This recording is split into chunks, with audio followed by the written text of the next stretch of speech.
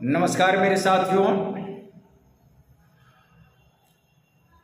आज का जो टॉपिक है ये अंटार्कटिका कॉन्टिनेंट, अंटार्कटिका महाद्वीप के बारे में हम चर्चा करना चाहते हैं। अभी अंटार्कटिका में सूर्य डूब चुका है। अब 6 महीने तक वहां अंधेरा रहेगा। एज यू नो दैट, जैसा कि आप जानते हैं वहां 6 महीने का दिन और 6 महीने का रात होता है। लेकिन ये अंटार्कटिका कॉन्टिनेंट में बहुत सारे वैज्ञानिक रिसर्च कर रहे हैं। एक एजेंसी है, इसका नाम आप याद रखेंगे, ESA।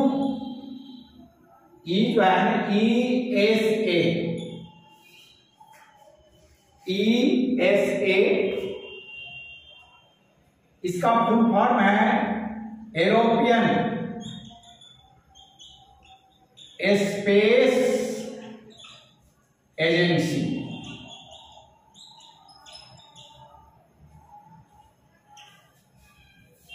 European space agency.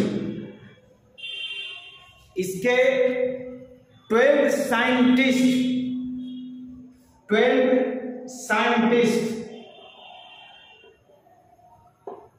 of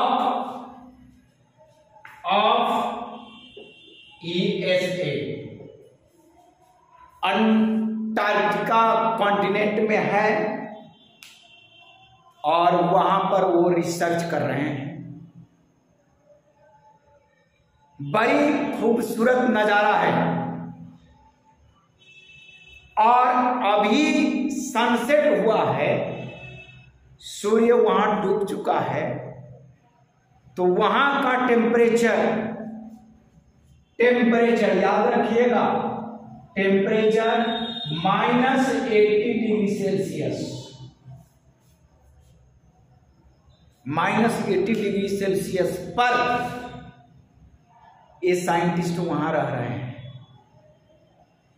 अंदाजा आप लगा लीजिए, 0 डिग्री पर हमारी हालत खराब हो जाती है। 0 डिग्री सेल्सियस दिल्ली का टेम्परेचर जब होता है तो लोगों को घर से निकलना मुश्किल हो जाती है। लेकिन वहां जो वैज्ञानिक है, -80 डिग्री सेल्सियस टेम्परेचर है। जब दिन का समय होता है वहां, फिर भी वहां टेम्परेचर डे टाइम में, दिन का जब समय होता है, फिर भी -30 डिग्री टेम्परेचर होता है। अंटार्कटिका कॉन्टिनेंट की बात बता रहा हूं। ये अभी तो नाइट चल रहा है, लॉन्ग नाइट।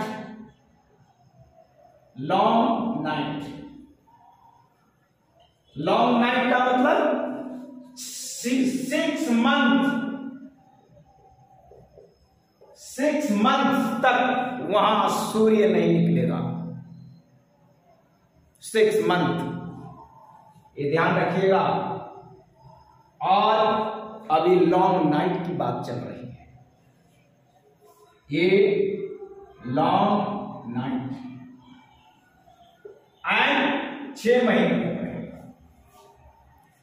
जब डे होता है, 6 मंथ डे होगा, 6 मंथ डे, उसको लॉन्ग डे के नाम से जाना जाता है, लॉन्ग डे। उस समय का टेम्परेचर -30 डिग्री सेल्सियस होता है। अभी जब डे टाइम था तब वहां खुदाई का काम चल रहा था, ड्रिलिंग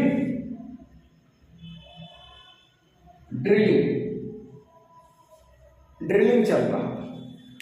100 मीटर नीचे, 100 मीटर नीचे की बर्फ को निकालकर, स्नो बर्फ को निकालकर वैज्ञानिक ऑब्जर्व कर रहे थे कि भाई 100 साल पहले जो बर्फ था और आज उसके माइक्रो ऑर्गेनिज्म में क्या चेंज आया है, उसके माइक्रो ऑर्गेनिज्म में क्या चेंजेस आया है। और इसी चेंज से वैज्ञानिक micro organism, do you know, जानते हैं आप माइक्रो ऑर्गेनिज्म,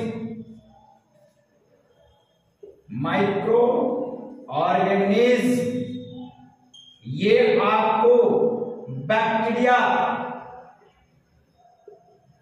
वायरसेस, इस सब पर स्टडी चल रहा है। बैक्टीरिया पर चल रहा है, वायरस पर स्टडी चल रहा है।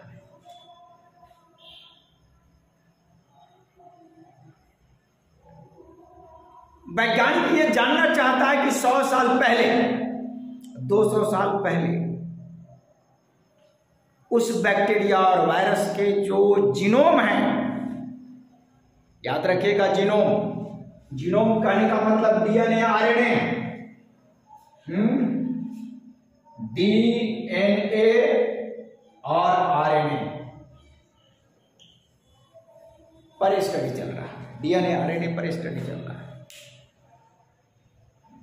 100 साल बैक्टीरिया पहले क्या था, अब क्या, उसके आधार पर पूरे लिविंग क्रिएचर पर क्या प्रभाव होगा टेम्परेचर का, ग्लोबल वार्मिंग का इफेक्ट क्या होगा। ग्लोबल वार्मिंग चल रहा है। अंटार्कटिका में 100 मीटर 200 मीटर नीचे जब ड्रिलिंग की गई, खुदाई की गई, तो बहुत बड़ा वाटर लेवल मिला पानी का। और ये पानी गहरा है, इतना गहरा है कि अमेरिका के लिबर्टी ऑफ स्टैचू उतनी बड़ी गहराई, अमेरिका में जो स्टैचू बना हुआ है लिबर्टी का, उतनी गहरी पानी मिली है उस बर्फ के नीचे। इसका मतलब क्या हुआ कि ऊपर से बर्फ है और नीचे पानी है, तो नीचे पानी होने का क्या मतलब, वाटर भाई 4 डिग्री सेल्सियस पर वाटर होता है,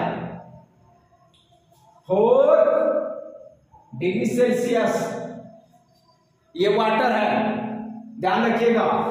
0 डिग्री सेल्सियस पर स्नो बन जाता है, आइस,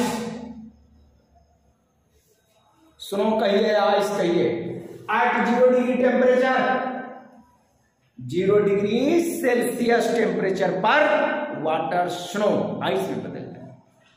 टेम्परेचर जब बढ़ेगा 4 डिग्री सेल्सियस पर लिक्विड फॉर्म में वाटर, H2O लिक्विड है, क्या है, लिक्विड है, बातें समझ रहे हैं। और 4 डिग्री से ज्यादा अगर होगा तो वो बॉइलिंग कंडीशन में आएगा और 100 डिग्री पर वो वेपर में बदल जाता है। ये तो आप 9th क्लास 10th क्लास में पढ़े। तो 100 मीटर जब ड्रिलिंग की गई अंटार्कटिका के उस स्नो को, आइस को, तो उसके नीचे वाटर मिला। इसका मतलब नीचे टेम्परेचर कितना होगा, 4 डिग्री सेल्सियस। ये 4 डिग्री टेम्परेचर होगा वहां का। क्या साबित करता है, ग्लोबल वार्मिंग है। और अभी ग्लासगो में क्लाइमेट चेंज के लिए दुनिया भर के वैज्ञानिक आए, दुनिया भर के नेता आए, दुनिया भर के वैज्ञानिक वहां पर पहुंचे और सबों ने निर्णय लिया कि temperature of earth 1.5 degree Celsius से ज्यादा नहीं होनी चाहिए। याद रखिएगा, टेम्परेचर ऑफ अर्थ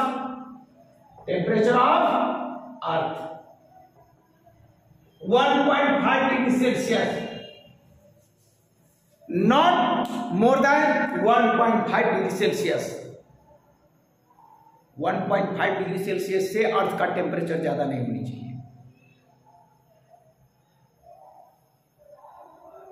अगर 2 डिग्री टेम्परेचर हो गया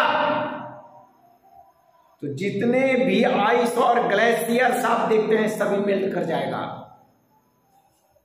और धरती पर प्रलय आ जाएगी, बहुत सारे देश डूब जाएंगे और जो कोस्टल एरियाज का कंट्रीज है एंड सिटीज हैं उसको बचने का सवाल नहीं।